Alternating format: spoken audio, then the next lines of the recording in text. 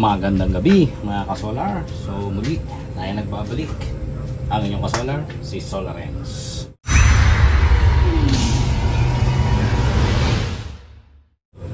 So meron tayo ngayon dito na hybrid off-grid na naman, ano? Hybrid off-grid solar power inverter. At itong hybrid off-grid na ito ay 5 kilowatts at 48 volts.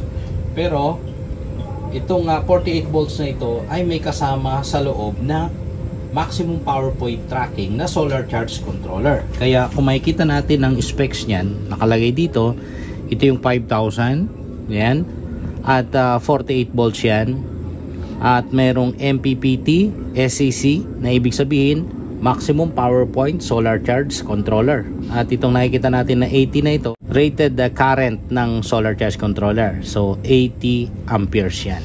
Okay, buksan natin mga kasolar para makita natin ang nilalaman.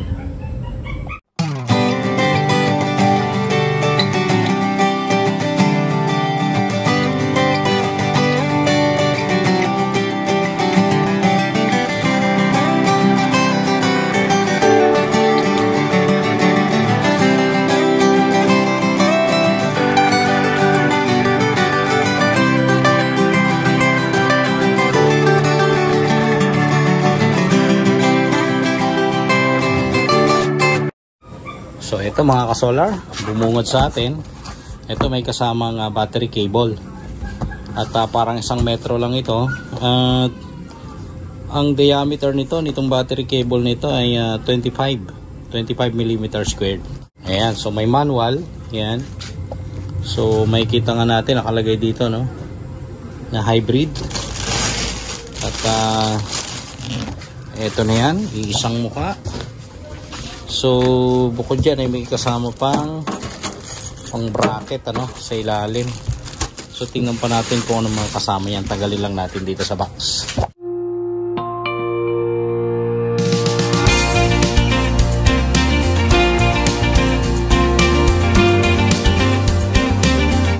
So ayan mga kasolar, no, ito na yung pinaka ilalim niya. At mayroong mga terminal blocks. So dyan sa terminal blocks na yan, ito yung sa output. Ibig sabihin dito na tayo kukuha ng linya pag magkoconnect na tayo sa ating mga appliances. Pero dadaan pa ng circuit breaker yun syempre, no? Ito naman yung AC input. Ibig sabihin utility charging lang ito. So kung Meralco ang grid supplier ninyo, ay dito natin i-connect yan. So merong neutral, line, ground. At itong dalawang piraso na to malaki, mas malaki ang terminal block compared dito ay para sa solar panel. So single string, positive at saka negative. At ito yung sa battery terminal, negative naman na battery terminal. At ito yung sa positive na battery terminal. At ito naman yung sa ground. So may chassis ground yan. At PE yung nakalagay. Kaya sa wifi pwede rin nating i-connect yan. So, merong breaker dito ng mga kasolar na single pole para sa AC input, ayan, at saka AC output. So ibig sabihin ito na output, ayan, ay hindi gagana, at saka ito kung hindi natin i-on dito. Okay, parehas din dun sa 1 kilowatt ano na hybrid off-grid. Ayan, yung kanyang function, merong arrow up para sa page up, ano, merong arrow down para sa page down. And ito yung sa function pag gusto mong mag-set. At ito naman yung sa on and off, kasi hindi natin makikita ang parameters dito kung hindi natin i-on dito sa button na ito. At kagaya nga nung mga nauna, no, na 1 kilowatt na hybrid off-grid, yung 24 volts at saka 12 volts, yung AC na yan, ang color niyan pagka uma-under na, halimbawa naka-standby lang, ay naka-green. So ibig sabihin may AC supply, or kung Meralco nga yung supply na yun, sabi ko kanina, ay makikita natin yung color green indicator. At yung battery indicator naman na makikita natin ay yellow. So kung nagfa-flash ito, ay ibig sabihin yan ay nagcha-charge yan. Pagka bright nung kanyang yellow color ay full charge na yon. At ito naman yung sa inverter ay yellow din. At kung halimbawa na ini-on natin at tayo ay nagsusupply na sa ating mga load, ano, ay magko-color yellow din yan. At yung fault kulay red naman yan. At ang saka lang yan na magiging red color pagka mayroong problema. So ito pure sine wave. Pure sine wave yan. Ibig sabihin maganda sa mga motorized load, ano? Kung meron kang 2 horsepower na air condition, pwede ito. Dahil nga low frequency itong inverter na ito at merong transformer sa loob yan. At kung makikita nyo mga ka-solar, ano, yung AC input, explain ko lang. AC input, assuming na ito ay Meralco, ay pupunta sa inverter para i-charge niya yung battery. And then yung battery naman, ano, ay pa-power up yung inverter. Kasi kaya nga tinawag na inverter dahil from direct current to alternating current. At papunta yan sa load or yung mga appliances. At itong araw na to, itong solar na to papunta sa inverter. Ibig sabihin papunta yan doon sa solar charge controller na 80 amperes para i-charge yung battery. Okay, so tignan natin ang specs.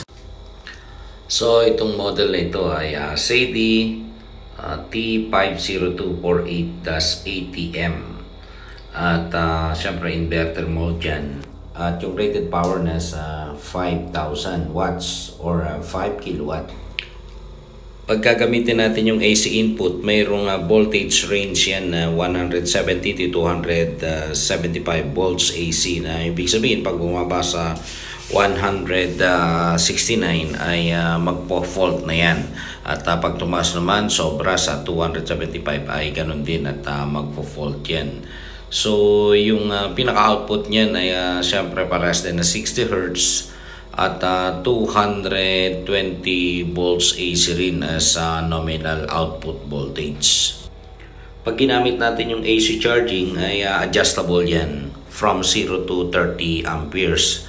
At pagdating sa solar charge controller ay mayroong maximum array yan na input voltage 120, pero ang voltage range niyan ay naglalaro sa 60 to 120 volts DC, pero isang string lang yan. At yan, nasabi ko nga na 80 amperes. At ang lakas ng panels na pwede nating ilagay dyan ay 4,480 watts. Buksan para makita natin ng loob, ano? At bago natin ilagay ito dito sa taas. Okay.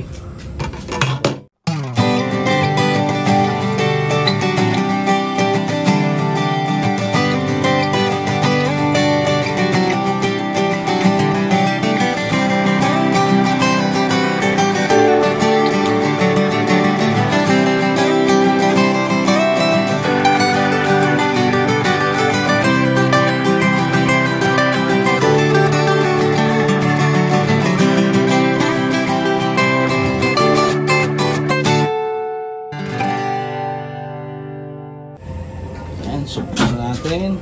Ito yung sa LCD, ano? Itong portion na ito. Ayan. LCD ito. At baba muna natin. So, ito naman, nakikita natin, ito na yung transformer. At kaya nasabing toroidal dahil meron ito. So, medyo malaki, no? Medyo malaki at yung magnetic wire. So, sukatin natin.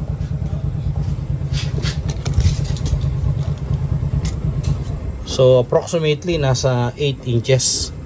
8 inches ang diameter nito. Ayan. So ito yung sa battery terminal, ano, positive. Ayan, at ito yung sa negative na battery terminal, at ito yung sa fan. And itong portion na ito na mismo yung inverter. Ito yung single pole na circuit breaker, ano, na nakakonect sa AC input at saka AC output. Ayan, nakatuloy-tuloy yan ditong nakakonect. So yan ang connection niya yan. So eto ay nakakonect dito, nakatap sa mismong inverter, ano? At yan na yung output saka input. At nasa ilalim yung, ito yung board ng inverter, ano? At nasa ilalim mismo yung heatsink at naka-attach dyan yung mga MOSFETs yung mga MOSFETs na yan. Ito, PB cable, malaki ang ginamit, siguro mga size 16, mga number 16 yung ginamit na PB cable. Maganda yan para hindi uminit, papunta rito sa solar charge controller. So ito yung solar charge controller na niya. Since yun na yung solar charge controller, ito yung heatsink, may fan din yan, may sariling fan. So magpa-function ito pagka mataas yung harvest, dahil 80 amperes yan, kailangan nito ng magandang ventilation. Okay, so ito na yung wifi connection.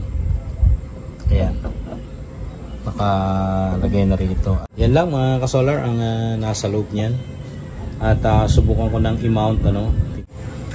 So ayun na mga kasolar, no? Nailagay na natin. At so kasama na dito sa dalawang 1 kilowatts na inverter pang small setup. Dahil ito ay 5 kilowatts. Ayan. So ito yung pinakailalim niyan. Ayan. So abangan niyo mga kasolar ano ang testing natin na gagawin dito, at yung mga parameter settings ay gagawin natin sa susunod na video. Kagaya nitong mga to. Dahil masyado mahaba yung video natin pagka isinama pa natin.